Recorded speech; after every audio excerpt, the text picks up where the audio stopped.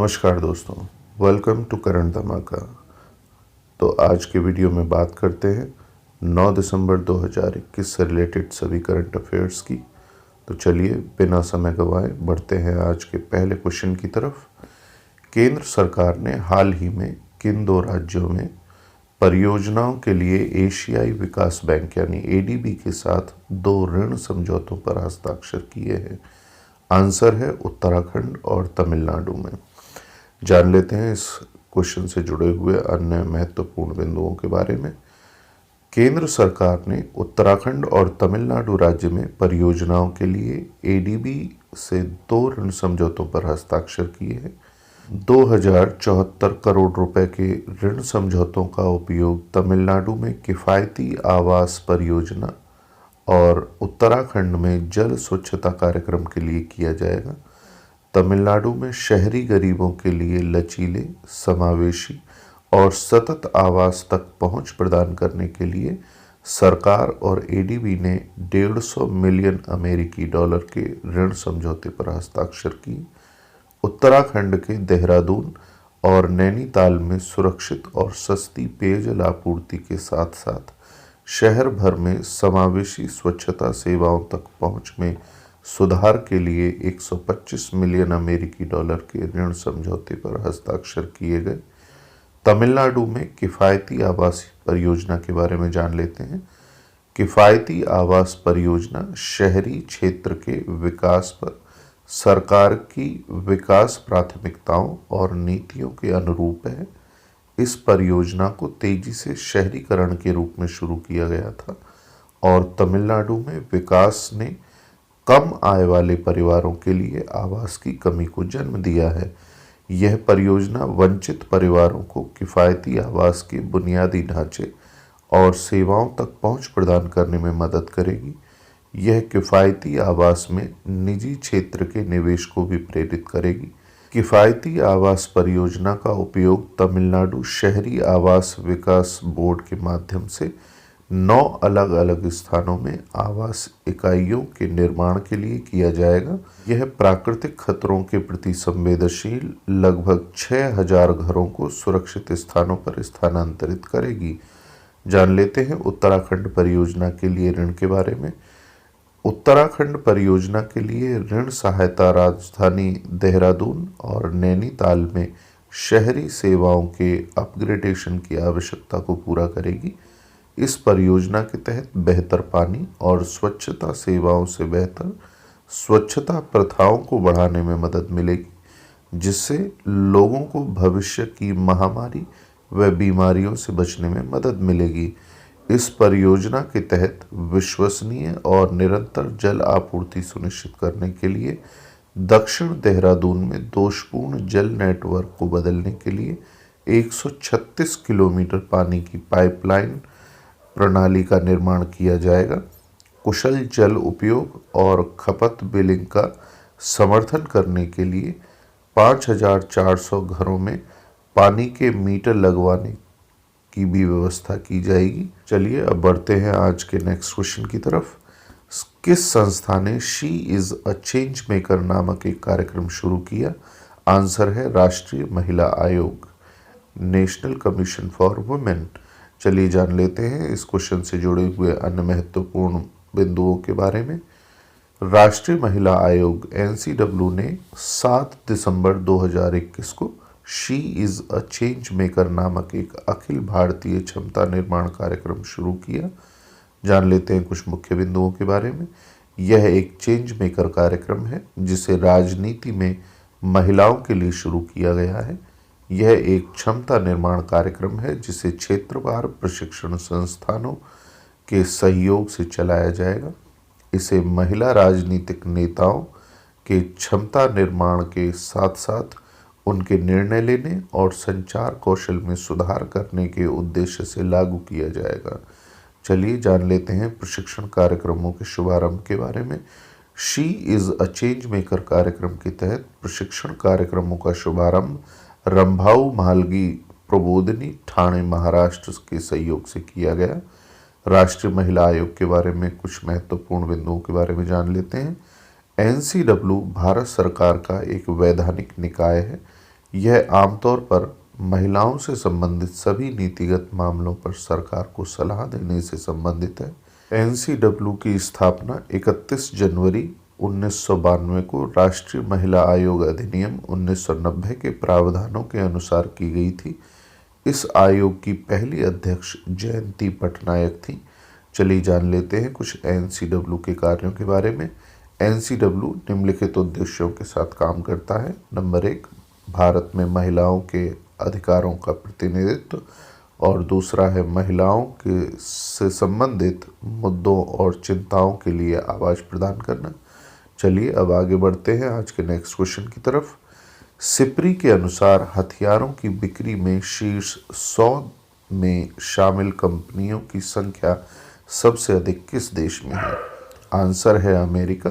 SIPRI की full form है Stockholm International Peace Research Institute. चलिए आगे बढ़ते हैं, इस क्वेश्चन से जुड़े हुए अन्य मुद्दों के बारे में जान लेते हैं।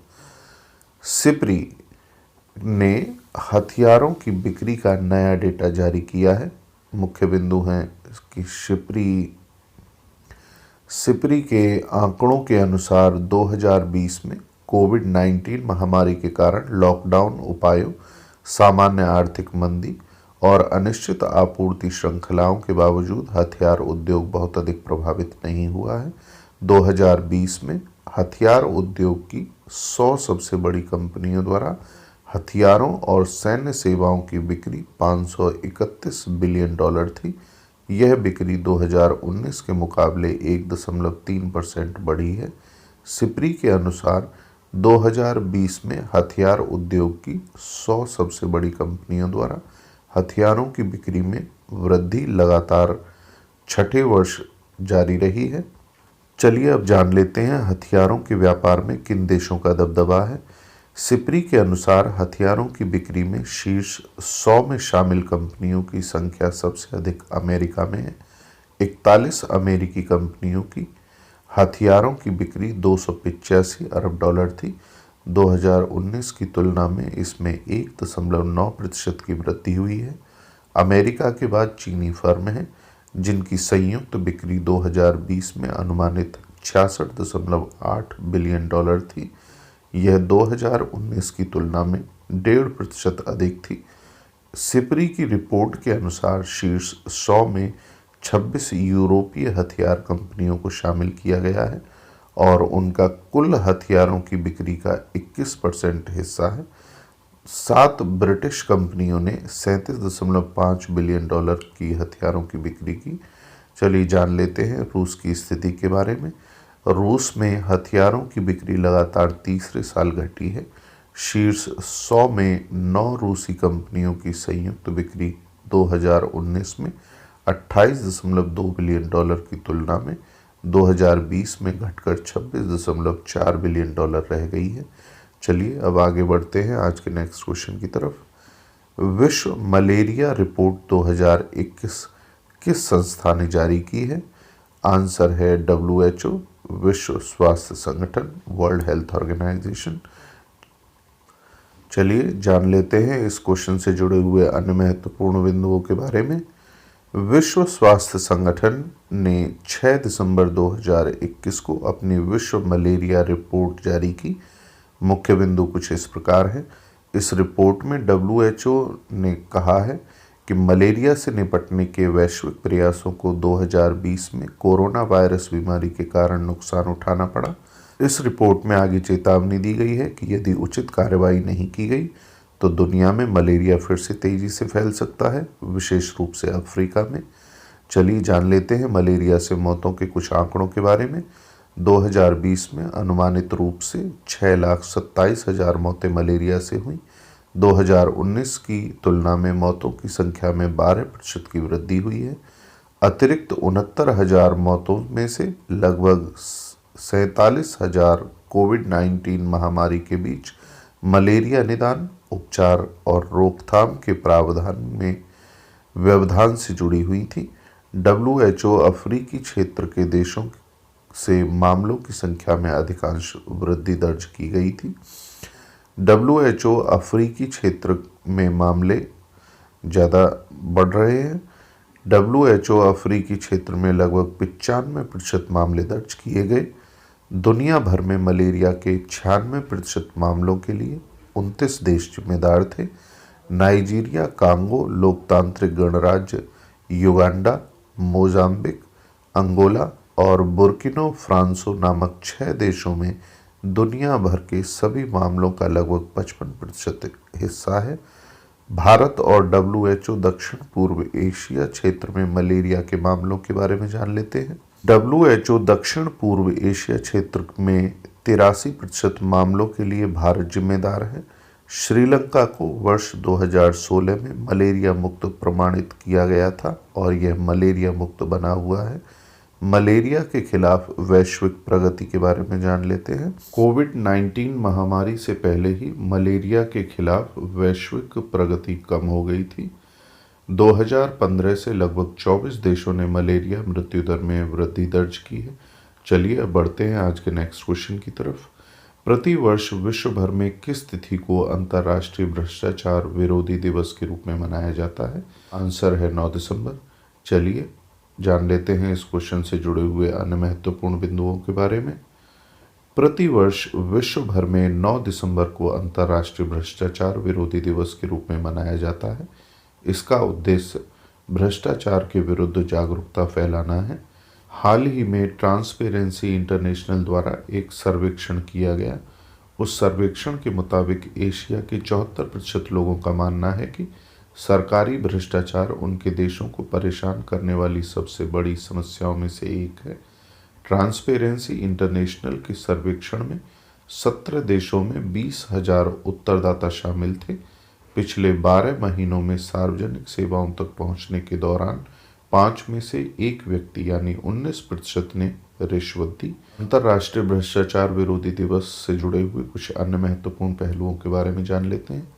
अंतर्राष्ट्रीय भ्रष्टाचार विरोधी दिवस की स्थापना 31 अक्टूबर 2003 को संयुक्त राष्ट्र द्वारा प्रस्ताव पारित करने के बाद की गई थी। वर्तमान में विश्व का कोई देश व क्षेत्र भ्रष्टाचार से अछूता नहीं है। भ्रष्टाचार का स्वरूप राजनीतिक, सामाजिक और आर्थिक हो सकता है। इस दिवस का आयोजन संयुक्त राष्ट्र विकास कार्यक्रम तथा संयुक्त राष्ट्र ड्रग्स व अपराध कार्यालय द्वारा किया जाता है। इस दिवस पर कई सम्मेलन, अभियान इत्यादि शुरू किए जाते हैं। इसके द्वारा भ्रष्टाचार के संदर्भ में जागरूकता फैलाने का कार्य किया जाता है। चलिए आगे बढ़ते हैं नेक्स्ट क्वेश्चन की तरफ। हाल ही में केंद्रीय मंत्रिमंडल ने किन 2 नदियों को जोड़ने की परियोजना को मंजूरी दी है? आंसर है केन बेतवा नदी। चलिए जान लेते हैं इस क्वेश्चन से जुड़े हुए अन्य महत्वपूर्ण बिंदुओं के बारे में। 6 दिसंबर 2021 को केंद्रीय मंत्रिमंडल ने प्रमुख उत्तर भारतीय राज्यों के चुनावों से पहले केन बेतवा नदी को जोड़ने की परियोजना को मंजूरी दी। मुख्य बिंदुओं के बारे में बात कर लेते हैं। केन बेतवा नदी को जोड़ने की परियोजना 44,605 करोड़ रुपए की है। यह परियोजना मध्य प्रदेश और उत्तर प्रदेश में फैले बुंदेलखंड क्षेत्र में पानी की कमी के मुद्दे को हल करने का प्रयास करेगी। इस परियोजना के माध्यम से मध्य प्रदेश और उत्तर प्रदेश के कई गरीबी प्रभावित क्षेत्रों को लाभ होने की उम्मीद है। प्रधानमंत्री नरेंद्र मोदी जल्द ही इस परियोजना की औपचारिक रूप से आधारशिला रखेंगे। जान लेते हैं परियोजना के लिए अनुदान कहां से और कितना आएगा। इस परियोजना के लिए कुल 44,605 करोड़ रुपए में से केंद्र सरकार 39,317 करोड़ रुपए की सहायता प्रदान करेगी। इसमें 36,290 करोड़ रुपए का अनुदान और 3,027 करोड़ रुपए का ऋण शामिल है। जान लेते हैं केन बेतवा परियोजना के बारे में।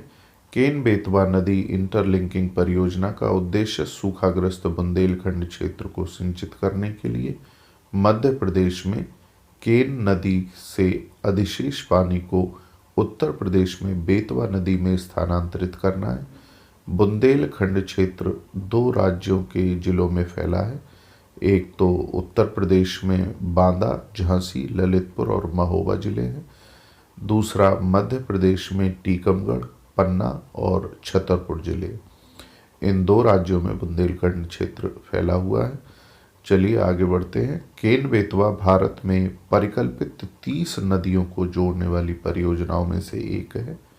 6 दिसंबर को मंजूरी मिलने से पहले कई बार राजनीतिक और पर्यावरणीय मुद्दों के कारण इस परियोजना में देरी हो चुकी है। इस परियोजना के तहत दौधन बांध और दोनों नदियों को जोड़ने वाली नहर का निर्माण किया जाएगा। चलिए आगे बढ़ते हैं नेक्स्ट क्वेश्चन की तरफ। परियोजना के तहत वार्षिक सिंचाई के बारे में जान लेते हैं। यह परियोजना सुनिश्चित करेगी 1.06 मिलियन हेक्टेयर पर वार्षिक सिंचाई एवं लगभग 6.2 मिलियन लोगों को पेयजल आपूर्ति सुनिश्चित करेगी। 103 मेगावाट जल विद्युत और 27 मेगावाट सौर ऊर्जा के उत्पादन में भी इस परियोजना का महत्व है। परियोजना के अन्य महत्वों के बारे में जान लेते हैं। यह परियोजना बुंदेलखंड क्षेत्र के पानी की कमी वाले जिलों के लिए वरदान रूप में काम करेगी, जहां किसान मानसून पर निर्भर हैं। इंटरलिंकिंग से उनके फसल चक्र में जल, गहन वृक्षारोपण और नकदी फसलों को शामिल करके क्षेत्र द्वारा कृषि उत्पादन को बढ़ावा देने में मदद मिलेगी। चलिए बढ़ते हैं नेक्स्ट क्वेश्चन की तरफ। जर्मनी की संसद ने द्वितीय विश्व युद्ध के बाद 9वें चांसलर के रूप में किसे चुना है? आंसर है ओलाफ शोल्ज। चलिए जान लेते हैं इस क्वेश्चन से जुड़े हुए कुछ मुख्य बिंदुओं के बारे में। 8 दिसंबर 2021 को जर्मनी की संसद ने द्वितीय विश्व युद्ध के बाद के 9वें चांसलर के रूप में ओलाफ शोल्ज को चुना है। मुख्य बिंदुओं के बारे में जान लेते हैं। एंजेला मार्केल के 16 साल के कार्यकाल के बाद जर्मनी के लिए इसने एक नई युग की शुरुआत की है। ओलाफ शोल्ज की सरकार ने जर्मनी के आधुनिकीकरण और जलवायु परिवर्तन का मुकाबला करने की उच्च आशाओं के साथ कार्यभार संभाला है। शोल्ज को चांसलर के पद के लिए सांसदों द्वारा 395 में से 303 वोट दिए गए। ओलाफ के 3 दलीय गठबंधन ने संसद के 736 सीटों वाले निचले सदन में 416 सीटें जीती हैं। जर्मनी के चांसलर के बारे में जान लेते हैं। जर्मनी के चांसलर को आधिकारिक तौर पर जर्मनी के संघीय गणराज्य का संघीय चांसलर कहा जाता है। वह जर्मनी की संघीय सरकार का प्रमुख होता है। वह युद्ध के दौरान जर्मन सशस्त्र बलों के कमांडर इन चीफ के रूप में भी कार्य करता है। वह संघीय मंत्रिमंडल का मुख्य कार्यकारी होता है और इसकी कार्यकारी शाखा का प्रमुख होता है। चांसलर को कैसे चुना जाता है जान लेते हैं। जर्मन संविधान के अनुच्छेद 63 के अनुसार संघीय राष्ट्रपति का चयन बुंडेस्टाग द्वारा चांसलर का चुनाव किया जाता है। ओलाफ शोल्ज के बारे में जान लेते हैं। ओलाफ शोल्ज एक जर्मन राजनेता है जो 8 दिसंबर 2021 से जर्मनी के चांसलर के रूप में कार्यरत है। वह सोशल डेमोक्रेटिक SPD के सदस्य हैं। उन्होंने इससे पहले एंजेला मार्केल के कुलपति के साथ साथ 2018 से 2021 तक वित्त मंत्री के रूप में कार्य किया। उन्होंने 2011 से 2018 के बीच हैम्बर्ग के प्रथम मेयर का भी पद संभाला। चलिए अब आगे बढ़ते हैं नेक्स्ट क्वेश्चन की तरफ। हाल ही में किस वेटलैंड को तमिलनाडु का 16वां पक्षी अभयारण्य घोषित किया गया है? आंसर है काजुवेली वेटलैंड। जान लेते हैं इस क्वेश्चन से जुड़े हुए अन्य महत्वपूर्ण बिंदुओं के बारे में। तमिलनाडु के विल्लुपुरम जिले में स्थित काजुवेली वेटलैंड को पर्यावरण, वन और जलवायु परिवर्तन मंत्री में पर्यावरण और वन सचिव सुरपिया साहू द्वारा 16वां पक्षी अभयारण्य घोषित किया गया है। घोषणा वन्यजीव अधिनियम 1972 की धारा 18 की उपधारा 1 के तहत की गई थी। पुलिकट झील के बाद काजुवेली वेटलैंड को दक्षिण भारत में दूसरी सबसे बड़ी खारे पानी की झील के रूप में जाना जाता है। इसमें वनूर तालुक में 5151.60 हेक्टेयर और मरक्कनम तालुक में 3027.25 हेक्टेयर भूमि शामिल है। अभयारण्य तमिलनाडु के पूर्वी तट के साथ बंगाल की खाड़ी के निकट स्थित है। काजुवेली अंतर्राष्ट्रीय महत्व का एक वेटलैंड है जो तमिलनाडु के पूर्वी तट में 670 वर्ग किलोमीटर में फैला हुआ है। आर्द्र भूमि के दक्षिण भाग को वर्ष 2001 में आरक्षित भूमि घोषित किया गया था। अभयारण्य विल्लुपुरम जिले के 13 गांवों को कवर करता है।